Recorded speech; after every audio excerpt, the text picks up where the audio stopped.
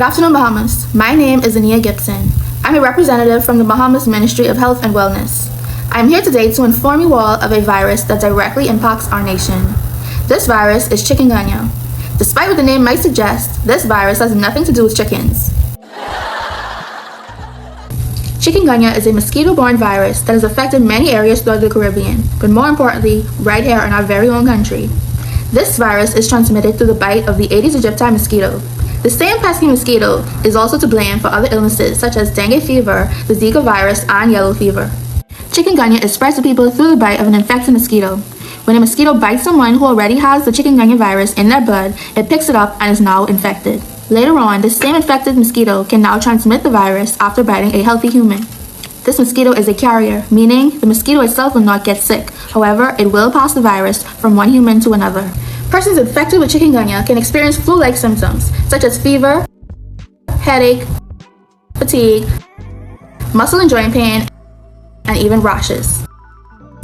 Symptoms can arise within 1 week of infection and typically last 2 to 3 days.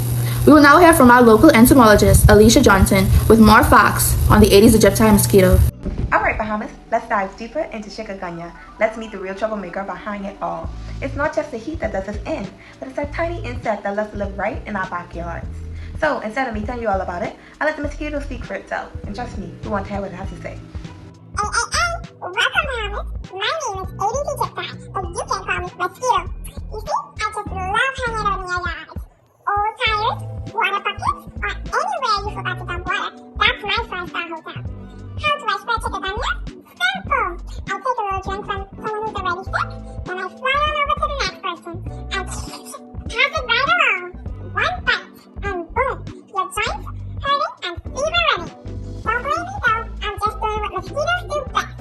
Eat, sleep, and breathe. So if you see me buzzing by, don't play Bahamas, protect yourself. Cause once I bite you, you might be walking stiff like old Brian with joint pain. It's a wrap when you bite it. And there you have it. That's Aedes aegypti, the mosquito that spreads Chikungunya. Hard to believe that something so small can cause so much trouble, right? Remember, fight the skeeter, feel sweeter. Now I'm going to pass it on to Chavantae, who's going to explain why Chikungunya really matters here in the Bahamas. Good day, Bahamas. My name is Chavantae Moore, and today we're going to be discussing the Chikungunya virus, why it matters, and its local relevance in the Bahamas.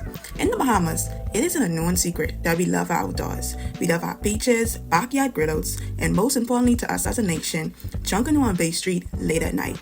But what's the one thing that can ruin all of these perfect events I just described? Well, if your answer was a mosquito, you surely guessed right. Mosquito has the power to ruin our perfect evening with family and friends filled with laughter and dancing into an evening of constant scratching our skins off and spraying off like there's no tomorrow. The Chikungunya virus hasn't had an outbreak in the Bahamas since 2016, so I know for a fact that many of us have forgotten about the risk imposed by Chikungunya virus on the Bahamas. While watching this video, many of us are probably thinking, it's been 8 years since the latest outbreak. Allow me to quickly remind everyone that mosquitoes can travel around the world free of charge, unlike us who has to spend hundreds of dollars on a ticket. Mosquitoes has the willpower to travel to places possibly infected by a Chikungunya virus and travel right back to the Bahamas and spread that risk to our nation. The Bahamas even more at risk because the Chikungunya virus is more than a common cold but can be fixed with a burning cup of fever grass tea. Chikungunya virus results in days of a high fever, severe joint pain, and serious cases of fatigue. This leaves adults away from work and children away from school for mostly 2 weeks at a time. This is even more concerning for a vulnerable group of Bahamians put even more at a higher risk for Chikungunya virus. Our first group of vulnerable Bahamians placed at a higher risk for Chikungunya virus can include our children and elderly. In the case of children, they are more prone to neurological effects such as seizures and unusual skin reactions such as blistering. So their underdeveloped immune systems, they are placed at a higher risk for the severe side effects of the Chikungunya virus. In the case of the elderly, they can develop serious chronic pain that can last months or even years. Furthermore, they experience further complications that can affect the heart, eyes, and ears, and even the nervous system. Our second group of Bahamians placed at a more higher risk of Chikungunya virus can include our construction workers, garbage collectors, and really any other outside professionals such as our landscapers. These mentioned group of Bahamians spends hours on the outdoors and can possibly be bitten by an infected mosquito with the Chikungunya virus. The last group of Bahamians more vulnerable to severe symptoms of Chikungunya virus can include our Bahamians with pre-existing health conditions such as high blood pressure, diabetes, or heart disease. Group of Bahamians with those mentioned illnesses, their immune systems are already compromised compromised by these diseases. They are more susceptible to more severe symptoms of chikungunya virus, such as organ failure or even death. Most importantly, if the next chikungunya virus were to occur, many other Bahamians outside of these risk groups could still be at risk because of the chaos that will become our healthcare system. Many Bahamians remember the understaffed and overcrowded hospitals and lack of supplies during the COVID-19 pandemic. Hold on, my Bahamians. Before we go and cause a mass panic and empty the stores of its long sleeve and cans of off like there's no tomorrow, there's a certain time to be at higher risk for chikungunya virus. It's the prime mosquito season. The prime mosquito season is typically during the wetter seasons of the Bahamas, which would be the hurricane season, June to November. During these months, there are more breeding spots for mosquitoes to multiply because of the excess water due to flooding. So Bahamians can be extra mindful of this time and place themselves on a high alert. Lastly, more things to be on alert for chikungunya virus can include islands of the Bahamas that experience major flooding. For example, New Providence. Frequent floodings create stagnant pools of water, which are mosquito ground heaven, increasing the risk of the chikungunya virus. Lastly, you should avoid highly populated islands of the Bahamas, such as New Providence or Grand Bahama. The chikungunya virus spreads more rapidly in highly populated areas because the mosquito can quickly jump from person to person, infecting the whole population. I'm Cali, and I'm working as an expert in protection and prevention at the Ministry of Health and Wellness of the Bahamas, and today I will give you all the keys you need to fight the mosquitoes' bites. First, you can use sprays to protect yourself. You can use sprays on your skin, you can use sprays on your clothes, and you can also wear bracelets, and then you will have a few drops of products on it, and that's it, you're protected. But be careful, those products must contain DEET, which is a famous chemical product used as a repellent against mosquitoes since the years 1950. At night, you can also wear long sleeves and long pants to protect yourself, and while sleeping you can use mosquito nets, which will be efficient to protect you, and you will train for your camping trip all year. I'm joking.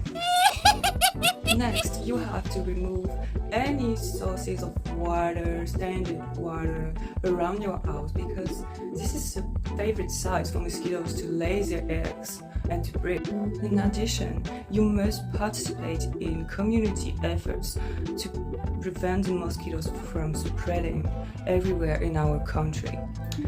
My co-worker Ania will talk to you about this in details, but I will give you an example of what you can do in your yard and in your home.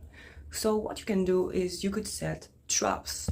There is two types of traps, the passive traps and the active traps. The passive traps are simple containers such as a bucket, and it contains water and a biocide or a lure for mosquitoes. The female mosquitoes will spread this biocide while laying their eggs, and it will kill the eggs and the female mosquitoes, and this process will repeat again and again and again. Now for the active traps. You will have a container as well with a lure or a stand which attracts mosquitoes. The mosquitoes will come and the automatic trap door will close on them, and they will be stuck in the trap and they will die. Moreover, if your doctor recommends it, you have to get vaccinated against the chikungunya. Finally, you have to stay informed while watching TV, reading journals, actuality in general. Various efforts have been made to combat the spread of the chikungunya virus right here in the Bahamas. One of these efforts includes nationwide mosquito fogging. The Department of Environmental Services, along with other private companies, frequently traverse our islands on vehicles that mist insecticides into the air. These chemicals are powerful enough to kill adult mosquitoes, but not to worry, they pose no threat to human or animal life. These fogging exercises are normally done after sunset. However, some may prefer to stay indoors or close their windows, as the scent may not be pleasant to all noses. In order to further mitigate the abundance of virus-carrying mosquitoes, Bahamians can take action in their own communities. They can do this by maintaining cleanly environments, discarding of containers with stagnant water, and also contacting the Department of Environmental Health Services if they notice any area with a surplus or abundance of mosquitoes. With these efforts, we can continue to prevent the spread of chikungunya. Fight the Bahamas.